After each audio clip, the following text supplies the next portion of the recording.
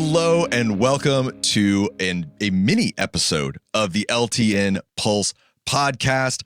I'm your host, Michael, and I am a podcast producer, a Twitch streamer, member of the LTN Love Thy Nerd community. And for this mini episode, I am joined today by...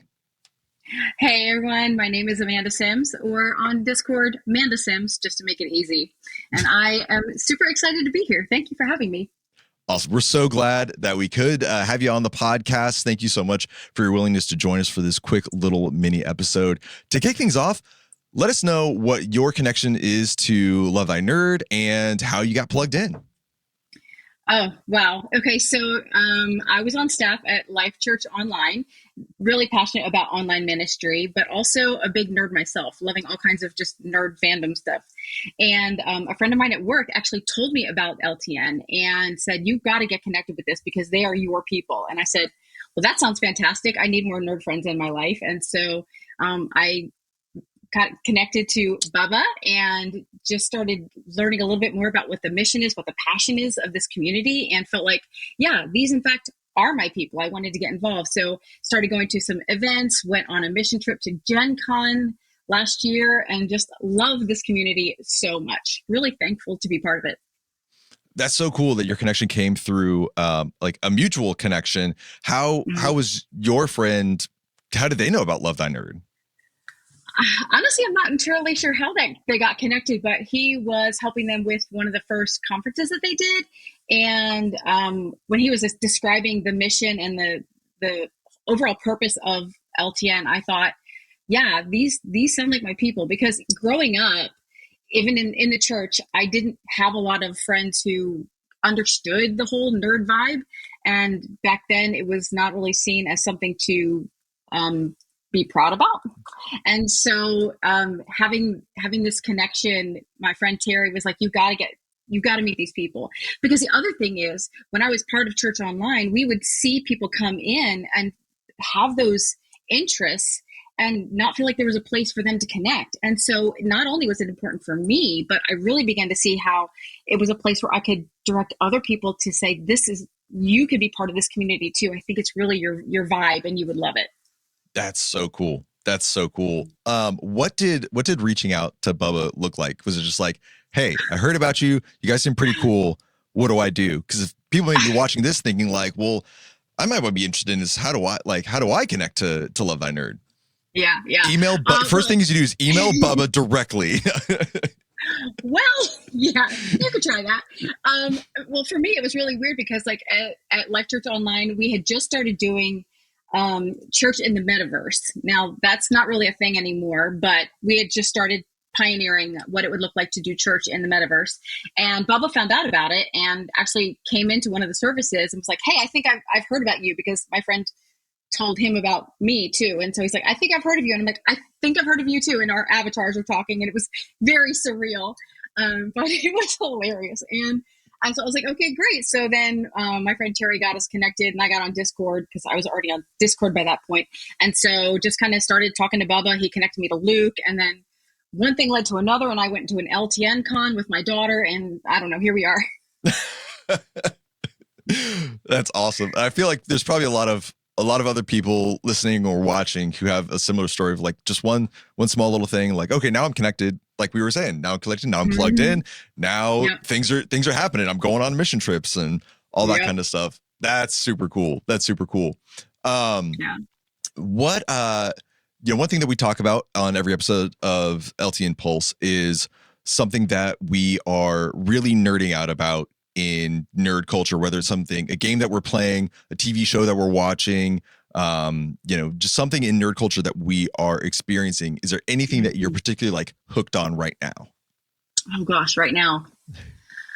I'm an ENFP. And so I am like a squirrel with interest. Like, oh, I want to do this. I want to do that. So I'm kind of like all over the map. Right now I'm really into a couple fantasy series, like reading. And I'm currently in the Red Queen series. I'm loving it. My husband and I are watching Silo, and I am very invested in this story. Yes. What is happening? I want to understand all of it. And I haven't read the books, so because I don't want spoilers. I'm very into the show. Oh yes. So Okay. Are you on first season yeah, of Silo, or have you started the second season? we just watched the first episode of the second season, or no, the second episode. So yeah, we are very caught up. Nice. Yeah, I'm Mhm. waiting on a bonus like free trial of Apple TV Plus Oh, to come around, because I'm going to catch Silo and Severance when that comes in. oh, Severance. Severance, man, let's go. Oh man. But Silo, like I tried that out on a whim, saw that it was out. I'm like, okay, this may be kind of Mhm. interesting. Episode 1, I was hooked. Right? Oh my gosh. Oh, Yes, 100%, yes. 100%. Yes. So yeah, that, and then also like I'm completely caught up on all of the Walking Dead universe, Oh which wow. I know, it's like yeah. When I talk to people about it, I'm like, I understand you think it's a zombie show. It's not a zombie show. It's a show about humanity struggling with the worst possible situations, and that situation is zombies. It's Yep. a different vibe, but it's really more about the humans. The zombies are just sort of the catalyst for all the crazy stuff. Yeah, because I mean, especially once you get into like was like season 3 or season 4, the zombies are almost a backdrop. It's Yeah. always a humanity sort of issue or human problem Mhm. that the main Yeah. characters are dealing with. Um, Yeah. so beyond the standard Walking Dead series, which was Yeah. what, like 9, 10, how many seasons was that? I think it was 11. Wow.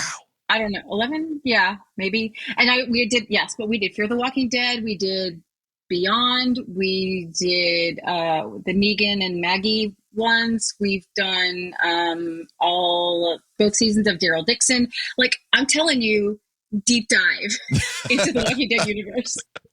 That is and so have you read the comics as well? No, that's the thing. Like, I'm not really a comic, graphic novel, manga type person. So, like, when it first came out, the first episode, I was like, I'm not really a horror person either. So I was like, why do I like this? This is weird. Because, but also just amazing. And the storytelling and the character arcs, very intense. But it's, like I said, it's more about the human story. And so I think I got bought into that because I love character driven storytelling. Yeah. Did you also watch what was it? The Talking Dead as well?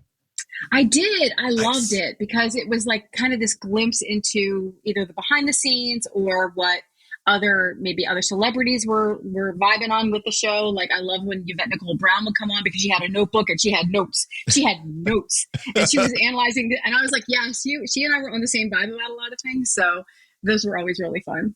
And Yvette Nicole Brown is just awesome in general. Just an So, yeah. amazing human, Yeah. generally. That's so fun. I love it. I love it. I'm not like surprised whenever I hear, kind of going back a little bit, when we ask people what they're into and like reading, watching, playing, we kind of expect like, okay, a TV show or a video game or maybe a board game, that kind of thing. But I love it when people are like, oh, I'm really into these books. Like, yes, we have readers. I read. I am not a very good reader. I'm terrible about reading. But I love that there are people out there. It gives me inspiration that like I should read this book that's been sitting on my kitchen table for forever, that is very, very short and should be super easy to finish. Well, but it depends on what it is, and it depends on like if you've got time, if that's the thing you want to invest in. And like about a year ago, I finished a master's degree, and in that window of time, the only thing I was reading was school stuff. Well, and so I hadn't picked up a book for fun in I don't know how long. And so after I got out of that, I was like, oh yeah, books exist that are for fun. Let me try that again. But I have about an hour commute to work every day, and so audiobooks are the way I survive. I mean, I've taken in so many books. Most of the time when I say I'm reading, I'm actually listening, but I do read paper too. Analog. Love it. Yes, exactly. So you said you're reading through Red Queen right now. Is there a favorite like series or a couple of series that you have? Wow. That's hard. That's like choosing a favorite kid or something. Yeah. I like Fourth Wing right now. I'm ready for the next book to come out. Really like that. The Throne of Glass series by Sarah J. Maas. Really love that. Powerless, that's kind of more of a YA vibe, which Red Queen is too, but really like those two. Nice. And are these recommended for many of our readers? PG-13? I would say Red Queen and Powerless, PG-13. Throne of Glass, probably on the R scale, maybe. PG-17. Depending on what you're telling us. Yeah. Yeah. Like there's stuff that I fast forward, like, or skip. We'll call it that. Yeah. No, that's fair. But it's good to know, like, it's good to get the recommendations to hear, like these are great books that are out there beyond, the classics that people will really, gravitate towards. Lord of the Rings, maybe the Redwall series, that kind of thing. Yeah. Super cool. Yeah. So talking back about Love Thy Nerd, if it could be summed up kind of briefly, what does Love Thy Nerd mean to you? What do you think of when you think of the Love Thy Nerd community and ministry? I think it's a place where people can belong that maybe have never felt safe to belong, especially in a faith community. Because like I said, growing up, I didn't really see people like that. In fact, I didn't even play D&D until I was in my, probably 50, because I grew up Gen X, and back then, no, people in the church don't play D&D. That means you're worshiping Satan. Mm-hmm. And it's not true. Obviously, I know that now, but I didn't know it then. And I think there were so many people that, because that might have been what they were told, but they loved it, they pushed away from the church. And so when I think about LTN, I think about a place where people can be who they are and embrace what they love and feel safe to do it, because there's other people who also like it too. And to find maybe themes of faith and hope and redemption and community in the middle of it all. That's awesome. I love it. And so right on a lot of those points, for sure. Mm-hmm. So thinking about like maybe that or connecting in that statement, do you have like a story of, where or how Love Thy Nerd made an impact to you, or you saw it make an impact in someone's life? Well, so Love Thy Nerd. So I work for YouVersion, the Bible app, free Bible app. There's a little plug for you. Nice. Download the Bible app. And so when I started in this role, I was talking to Bubba about, hey, like, what if we had content like Bible plans in the app that were for nerds? And so I've been seeing more ministries come and that are geared toward, like, there's gaming ministries and nerd ministries, that kind of thing, that have the vision and the passion for it, and they're providing content. And so there's just such a need for people who vibe with this kind of community to see representation of themselves in even devotional content. And so seeing this happen, seeing people create this content to encourage nerds, and seeing people actually engage with it has been really meaningful for me, because I think about the kind of stuff that I would have wanted to read when I was feeling very alone in my fandom, to see how people can now see stuff that's built for them, that's written for them with their heart. It's just incredible to watch.